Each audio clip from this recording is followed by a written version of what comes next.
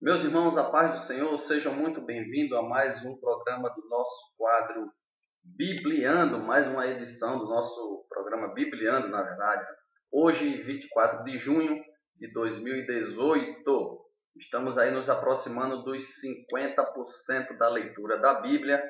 Para você que está seguindo o cronograma, parabéns, que Deus abençoe, continue nessa pegada, continue nesse objetivo, nesse foco, que você conseguirá estar fazendo a leitura e com isso também estará edificando a sua vida, o seu ministério e também abençoando as pessoas à sua volta também, porque você estará tendo uma transformação através das Sagradas Escrituras. Esse é um dos motivos, porque você deve estar se perguntando por quê, né? Por quê? Para que está fazendo a leitura da Bíblia? Quando for na igreja eu leio, não. Não é apenas ler aqueles versículos que são lidos na igreja. Você não é para apenas acompanhar uma leitura oficial dos cultos. Você precisa estar meditando, além de ler a palavra de Deus, você precisa estar meditando nelas, você precisa estar colocando em prática na sua vida. Cada leitura que você fizer das Sagradas Escrituras, ela tem esse papel importante para que você consiga fazer valer na sua vida, né? As passagens que você consiga estar colocando em prática.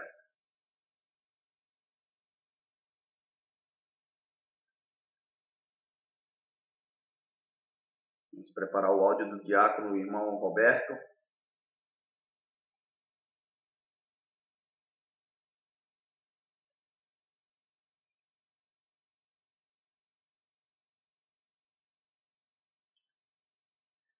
Vamos para a abertura aqui com o áudio do diácono irmão Roberto, que, como tradicional, faz essa abertura. A Bíblia contém a mente de Deus, a condição do homem, o caminho da salvação, a condenação dos pecadores e a felicidade dos cristãos. Suas doutrinas são santas, seus preceitos são justos, suas histórias verdadeiras e suas decisões imutáveis. Leia para ser sábio, creia nela para estar seguro e pratique para ser santo. Ela contém luz para dirigi-lo, alimento para sustê-lo e consolo para animá-lo. Ela é o mapa do viajante, é o cajado do peregrino, é a bússola do piloto, a espada do soldado e o guia do cristão. Por ela o paraíso é restaurado, os céus abertos e as portas do inferno descoberto. Cristo é o seu grande tema, nosso bem e seu intento. É a glória de Deus a sua finalidade. Deve encher a mente, governar o coração e guiar os pés. Leia lenta e frequentemente e em oração. É uma mina de riqueza. É um paraíso de glória. E é um rio de prazeres. Ele é dado em vida e será aberto no dia do julgamento. E lembrada para sempre. Ela envolve a mais alta responsabilidade e recompensará o mais árduo labor. E condenará a todos quantos menosprezam seus sagrados conteúdo. Amém. É isso aí, você ouviu o nosso diácono declamando aí uma passagem, esse poema da Bíblia, que você encontra neste Novo Testamento, que é um projeto dos Gideões Internacionais. É um projeto dos Gideões Internacionais. Você encontra essa declamação aqui, eu gosto sempre de reprisar isso, que tem que dar os créditos a quem tem crédito, né? E esse aqui, ó, Novo Testamento, acho bem antigo esse trabalho dos Gideões. Você encontra desde quando eu era menino, devia ter por volta dos meus, acho que 8 anos, mais ou menos, 7 por aí, eu ganhei um Novo Testamento desse aqui. E só agora, depois do irmão Roberto declamando esse poema, é que eu vim me dar conta de que era nesse Novo Testamento aqui. Você abre aqui, tinha um cantinho aqui onde você quisesse dar para alguém, tá ofertado, você escrever a data e tal, tem o nome dos Gideões, o endereço, aqui se você quiser contribuir também, esse é um trabalho, é grátis, eles distribuem um trabalho de evangelismo que eles fazem, é grátis, esse Novo Testamento. Mas se você quiser estar ofertando também, ó, você encontra o endereço aqui, caixa postal, para você estar entrando em contato com eles, se quiser estar ofertando, para que eles possam estar continuando com este trabalho de evangelismo. E a declamação, aqui tem a apresentação dos Gideões na primeira página, e no verso tem essa declamação que o irmão Roberto faz, que é a abertura do nosso quadro aqui, o Bibliando, né? Então, você pode estar contribuindo com o trabalho dos Gideões Internacionais. Não é o Gideões de Camboriú, isso são outros pessoais. Inclusive estiveram ali na nossa congregação há alguns meses atrás. Tem essa aqui que é na capa azul, tem um na capa cinza e tem outro, acho que na capa verde, salvo engano. Mas é muito bom. Então vamos para o nosso programa aqui.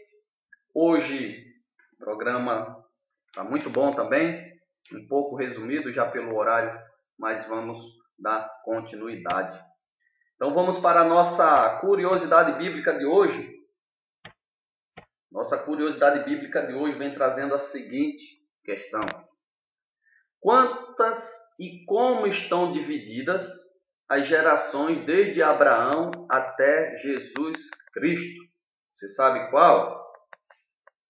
Vamos lá para a resposta. A pergunta é a seguinte: quantas e como estão divididas as gerações desde Abraão até Jesus Cristo?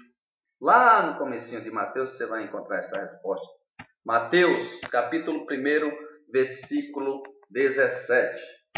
Diz assim: de sorte que todas as gerações desde Abraão até Davi são 14 gerações. Vai computando aí, tá?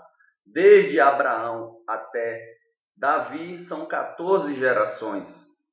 E de Davi até a deportação para a Babilônia, mais 14 gerações. Já vão 28. E desde a deportação para a Babilônia até Jesus Cristo, são mais 14 gerações. Então aí no Evangelho de Mateus, capítulo 1, versículo 17.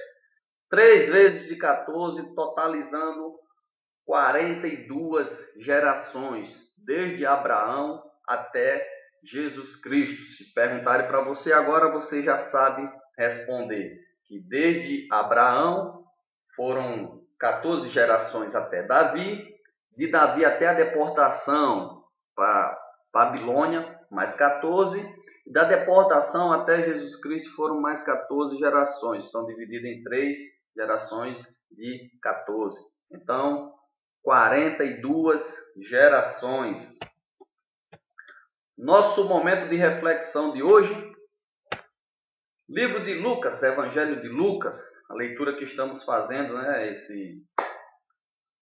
nesse período, Lucas capítulo 18, versículo 35 ao 43. Preste bem atenção. Lucas capítulo 18, versículo 35 ao 43. E diz assim: tem por título o cego de Jericó. Em Mateus você vai encontrar descrevendo sobre 2 cegos. Lucas ele fala de um. E Mateus está lá dizendo que eram 2 cegos.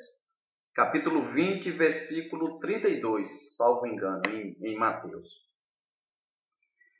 E aconteceu que, chegando ele perto de Jericó, estava um cego assentado junto do caminho, mendigando. E ouvindo passar a multidão, perguntou o que era aquilo. E disseram-lhe que Jesus, o Nazareno, passava. Então clamou, dizendo: Jesus, filho de Davi, tem misericórdia de mim. E os que iam passando repreendiam-no para que se calasse.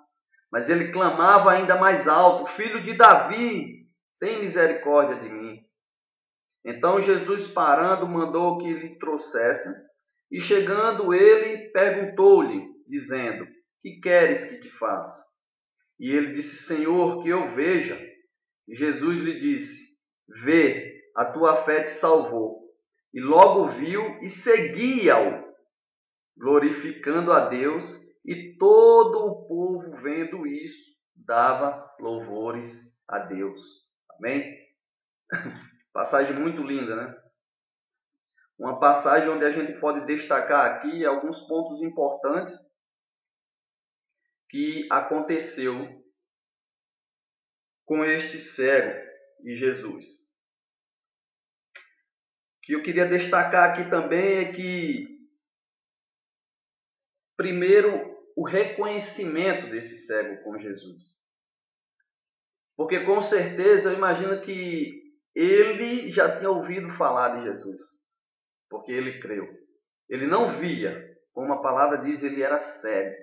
Ele não viu o que era Jesus, mas com certeza ele já tinha ouvido falar que era Jesus. Mas quem era Jesus? Jesus era o que curava, era o que ressuscitava mortos. Então ele, como sendo cego, ele pensou: é a minha chance. Se é Jesus que está passando, glória a Deus. É a minha chance de ter a minha visão. Então ele clama. Quando fala para ele que é Jesus o Nazareno, ele clama. E veja bem o reconhecimento da autoridade de Jesus. Ele clama Jesus, e reconhecendo também a descendência de Jesus. Mesmo não vendo, ele reconhece o que falta muitas vezes em nossas vidas. Muitas vezes falta em situações, falta a gente reconhecer quem é Jesus. Reconhecer que Ele é o nosso Senhor e Salvador das nossas vidas.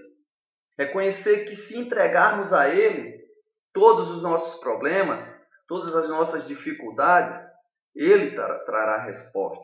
E resposta que sempre que vem da parte de Jesus, que vem da parte de Deus, sempre serão respostas que nos fará bem. Entenda isso, coloque isso na sua cabeça. Que às vezes nós queremos, mas queremos do nosso jeito. Aí quando Deus faz de uma forma, a gente acaba achando ruim, não, porque não era isso que eu queria, tá? E muitos até dizem, não é de Deus. Quando vem algo e que não é aquilo que a gente esperava. Não é de Deus. Mas esse cego aqui, ele demonstra claramente o reconhecimento da autoridade de Jesus. E ele clama, Jesus, filho de Davi. Ele reconhece que ali está a oportunidade dele conseguir a visão e reconhece que Jesus é o filho de Davi, né? Enquanto muitos dos fariseus duvidavam, porque relembravam, né, que o próprio Davi falou Senhor, meu Senhor, e questionaram como pode ele ser filho de Davi se o próprio Davi o falou sendo meu Senhor. Mas o cego ele reconhece. No versículo 28, então clamou dizendo, Jesus, filho de Davi, tem misericórdia de mim. E os que iam passando repreendiam-no para que se calasse. Mas ele clamava ainda mais. Eu imagino que a multidão que tinha ali em volta de Jesus, porque em outros versículos, em outras passagens, você vai encontrar que onde Jesus estava, tinha multidão. Porque a fama de Jesus já corria por aqueles lugares. E sempre que alguém via falar que Jesus iria passar por ali, se aglomerava de pessoas querendo vê-lo, querendo ser curado. Porque a Bíblia ela não relata todos os milagres, todas as curas que Jesus fez. Ela não relata. Porque até o próprio João escreve que se fosse escrever tudo que Jesus fez, não caberia no livro. E eu imagino que a multidão era grande mesmo e difícil de ser ouvida. Mas ele clamou com fé. Era a esperança dele. Era a solução que ele tinha. Era Jesus. E ele não deixou escapar aquela oportunidade. E ele clamou mesmo as pessoas repreendendo ele para que se calassem. Ele clamou mais forte. Jesus, filho de Davi. tem misericórdia de mim. E aquilo chamou a atenção de Jesus. E Jesus vai até ele no versículo 39, quando fala que as pessoas o repreendiam, ele clamou mais alto. No versículo 40, e diz: então Jesus, parando, mandou que lhe trouxesse, e chegando ele, perguntou-lhe. Olha outro detalhe. Parece até engraçado, né? Porque sabemos que Jesus sabe todas as coisas. Ele é onisciente, onipresente, onipotente. Mas aí ele pergunta, veja bem, um cego clamando por ele. Chega a ser engraçado, né? Um cego clamando por ele. Ele sabe o que o cego precisava. Ele sabia muito bem que o cego queria enxergar. Mas ele pergunta, que queres que te faça? Aí o cego responde, primeiramente, Senhor. Olha só, mais uma vez ele reconhecendo como Senhor, reconhecendo Jesus como Senhor. Senhor, que eu veja. Aleluia, glória a Deus. E Jesus lhe diz, vê, a tua fé te salvou. Aleluia. Eu fico maravilhado com passagens assim. Eu gosto muito dos evangelhos, porque Jesus, né, a passagem de Jesus aqui é o maior exemplo que nós temos para conseguirmos nossa salvação. E esse cego, ele nos dá um exemplo bom também. É tão tal que está nas Escrituras. Reconhecermos o Senhor como nosso único e suficiente Salvador. Senhor e Salvador de nossas vidas. Assim como ele curou esse cego de Jericó, ele pode curar a minha vida. Ele pode curar a sua vida também. Basta crermos e clamarmos. Porque muitas das vezes, hoje em dia acontece muito isso de... existe o culto da bênção, existe o culto do milagre, existe o culto da vitória, existe o culto de quebra disso, culto daquilo outro. E tem pessoas que se agarram a esses nomes, esses temas, para estarem indo aos cultos. E acabam esquecendo do principal, do foco, do alvo, que é Cristo. Se formos aos cultos, nos baseando, nos pegando apenas nos temas dos cultos, iremos a vida inteira para esses cultos e nada será mudado. Agora, a partir do momento em que sairmos de nossas casas conscientes de que iremos levar um culto e não buscar, e quando reconhecemos que temos que levar a nossa adoração, nosso louvor, reconhecendo Ele, Jesus, como nosso único e suficiente Salvador e Senhor de nossas vidas, aí você pode ter certeza, irmão, cada dia que você for, vai ser um culto diferente. Você sairá da igreja renovado. Você sairá mais cheio de esperança. Sairá revigorado na fé. E esse cego, ele nos deixou esse exemplo. As pessoas estão colocando apenas o ir ao culto como foco.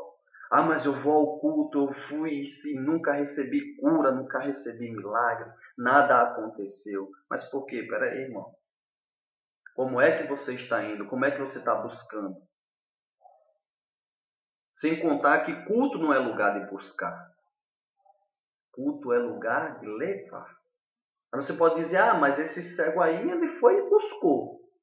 Não. Ele reconheceu Jesus como Senhor e Salvador. E ele clamou com fé.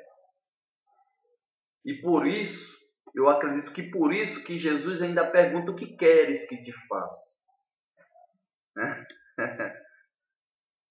Ó Senhor, que eu veja. Aí a resposta de Jesus: vê, a tua fé te salvou. É preciso cultuarmos de uma forma diferente. Não é apenas levar o corpo para a igreja, porque muitas vezes acontece pessoas que estão na igreja, mas a mente pode pegar fogo no púlpito, nos irmãos ao lado, mas ele está aquele iceberg. O homem, a mulher não passou um dia em comunhão com Deus, sequer cantou um trechinho de um hino que exaltasse o nome do Senhor, em momento algum do dia, e olhe lá da semana se ele fez alguma leitura das Sagradas Escrituras. Aí quando chega no domingo, ele quer ir lá e quer que seja tudo diferente. Se nem ele está diferente, se nem ele está disposto a clamar, não está disposto a reconhecer Jesus como Senhor e Salvador da sua vida, e nada acontece. Tem muitos que, se estivesse no lugar desse cego aqui, iria continuar cego até hoje, se não tivesse morrido. E muitos de hoje não recebem cura, não recebem milagre, e por conta disso. Tem pessoas que dizem: mas é porque não acontece mais como antigamente. Epa, Deus não mudou não, meu irmão. Deus continua o mesmo. Do jeito que ele operou no passado, ele pode operar hoje. Mas será que nós estamos com a mesma fé desse cego do passado?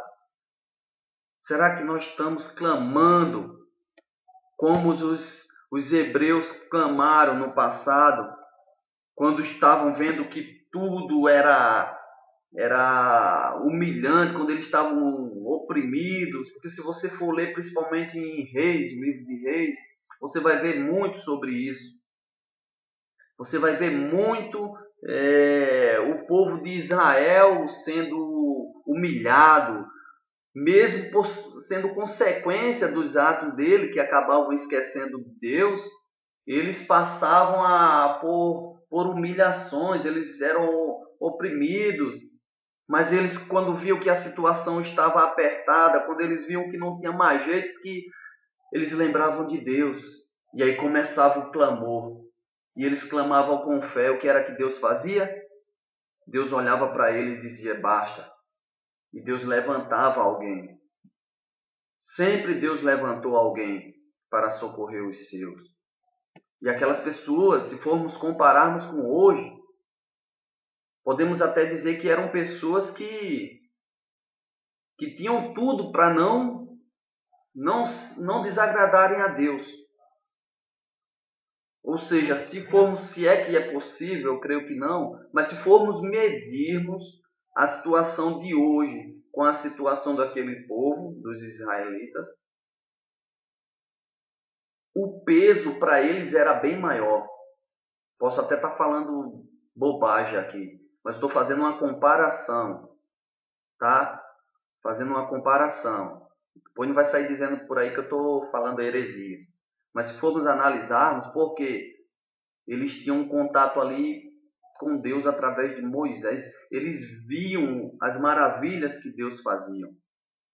Deus abriu o mar, derramou maná do céu, disponibilizou uma nuvem para aparar eles do sol. À noite mandou uma coluna de fogo, porque se você for pesquisar no deserto, é o extremo. Quando é dia é calor mesmo, é temperatura alta, e à noite é frio.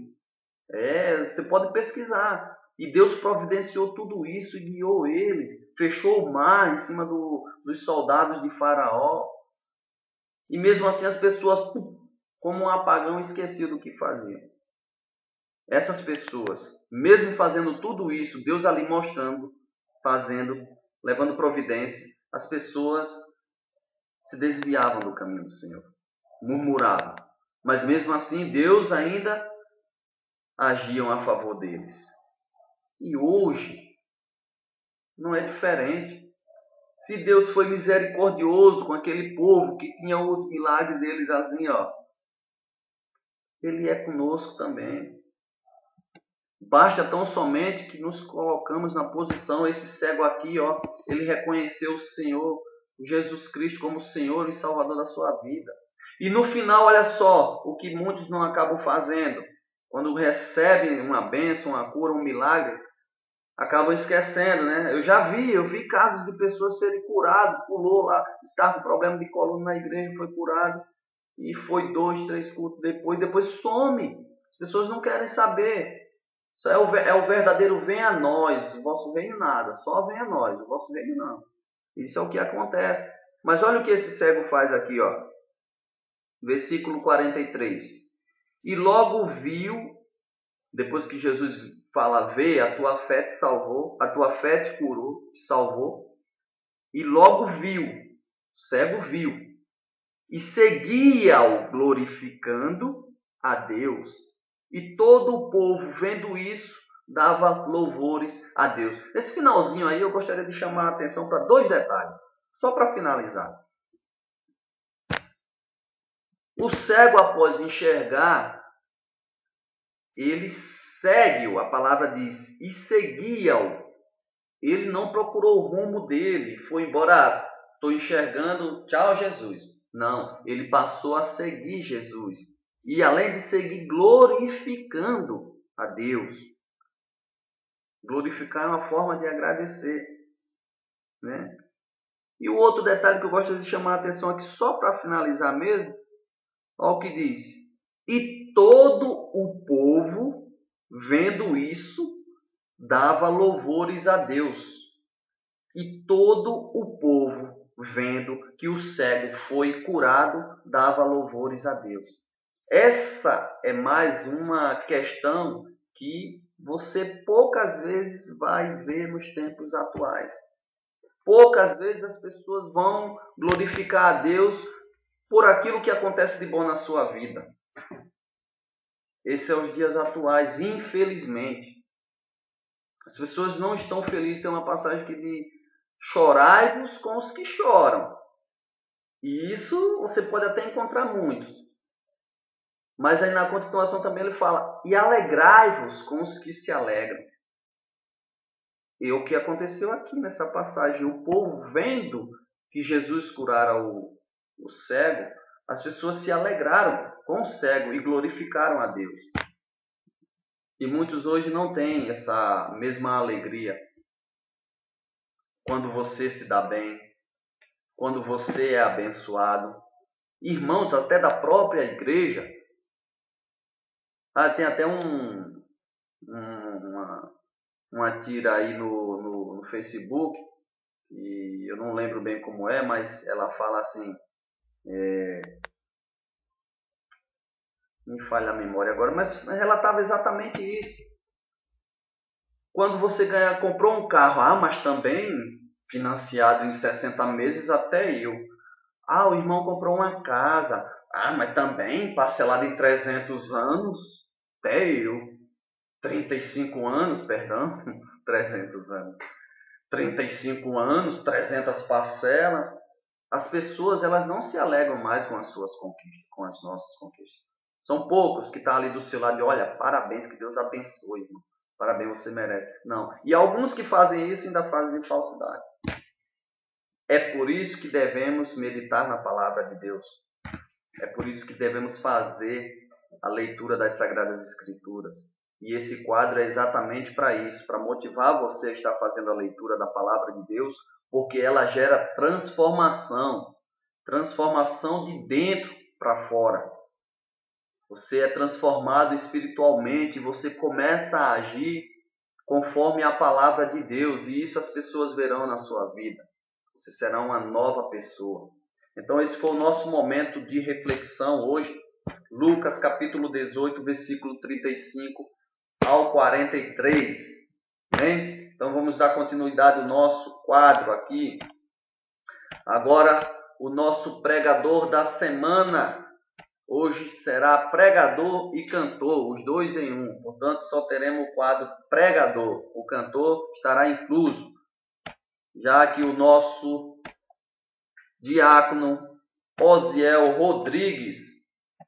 Ele tanto prega quanto louva. Então, se você vai estar precisando de alguém para louvar na sua igreja, se você está precisando de alguém para pregar a palavra de Deus, nosso irmão diácono, nosso líder do conjunto de Homens com Propósito, nosso líder de obreiros, diácono Osiel Rodrigues. Telefone. Não tem como você contratá-lo convidá-lo sem telefone.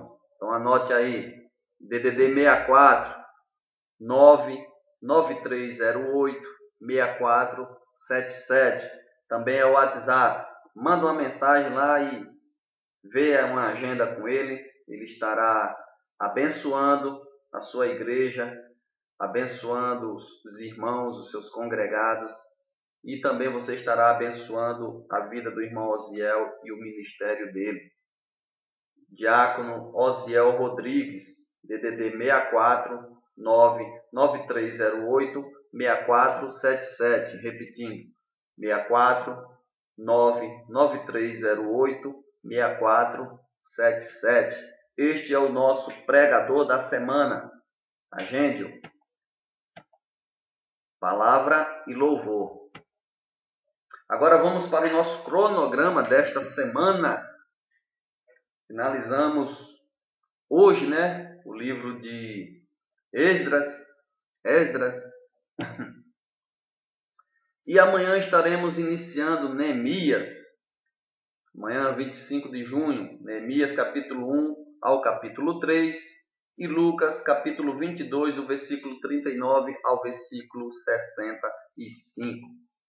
Na terça-feira, dia 26, Neemias capítulo 4 ao capítulo 6 e Lucas capítulo 22, do versículo 66. Aí você já emenda o capítulo 23 até o versículo 25. Na quarta-feira, dia 27, Neemias capítulo 7 e capítulo 8 e Lucas do capítulo 23, versículo 26 ao 49. Na quinta-feira, dia 28, Neemias 9 e 10, Lucas, capítulo 23, versículo 50, e já emendando o capítulo 24 até o versículo 12. Na sexta-feira, dia 29, Neemias, capítulo 11 ao capítulo 13, e Lucas, capítulo 24, do versículo 13 ao versículo 35. No sábado, dia 30, finalizando o mês de junho, e aí atingiremos os 50% de leitura da Bíblia. Você que conseguiu chegar até aqui, fiel ao cronograma, fez essa leitura, meus parabéns, que Deus vos abençoe e que você continue nessa pegada firme e forte, buscando mais conhecimento da palavra de Deus. Sábado, dia 30, finalizando o primeiro semestre. Esther, capítulo 1 ao capítulo 4 e Lucas, 24, capítulo 24, versículo 36 ao 53. E no domingo, dia 1º de junho, Esther, capítulo 5 ao capítulo 7 e 1 Tessalonicenses, capítulo 1, do versículo 1 até o capítulo 2, do versículo 16. Então, este é o cronograma desta semana. Finalizará no próximo domingo, nosso próximo encontro também, sempre os domingos à tarde. Esther, capítulo 5 ao capítulo 7 e 1 Tessalonicenses, capítulo 1, do versículo 1 até o capítulo 2, versículo 16. 1 Tessalonicenses é um livro muito bom, gente. A leitura a nossa EBD foi baseada em 1 Tessalonicenses. Um livro muito interessante, muito bom mesmo. Vai ser uma leitura bem interessante, sabe? O apóstolo Paulo começa ali com a igreja de Tessalônica, instruindo aquela igreja, E muito interessante mesmo. Vou deixar vocês um pouquinho curiosos para estarem fazendo essa leitura, porque é muito bom. Quem foi frequente aí, infelizmente eu não fui hoje. Hoje eu falhei, né? EBD já está com 2 semanas que eu falho. Mas a nossa EBD nesse trimestre foi baseada em 1 Tessalonicenses. Então, um livro muito bom. Estaremos começando a lê-lo no próximo domingo. Principalmente para quem pensa em ser líder, ou para quem não pensa, mas é bom que se prepare. Esse livro aí vai instruir muito nessa questão aí, e porque a gente não sabe de amanhã, né? Deus pode estar preparando você para ser líder, para liderar algum departamento, quem sabe futuramente ser um pastor, e esse livro aí vai te instruir bastante, viu? Então medite nesse livro de 1 Tessalonicenses, muito bom mesmo. E finalizamos o programa de hoje, né? Então, o nosso próximo encontro, próximo domingo, à tarde, sempre à tarde. Eu sempre coloco aqui o horário de 14 horas, mas quase nunca consigo começar às 14. Mas fica marcado esse encontro já no próximo domingo. Que a graça de nosso Senhor e Salvador Jesus Cristo esteja com todos. E até o próximo domingo, dia 1º, com mais um encontro aqui do canal Bibliando, do meu, o seu, o nosso. Bibliando, que Deus abençoe a todos.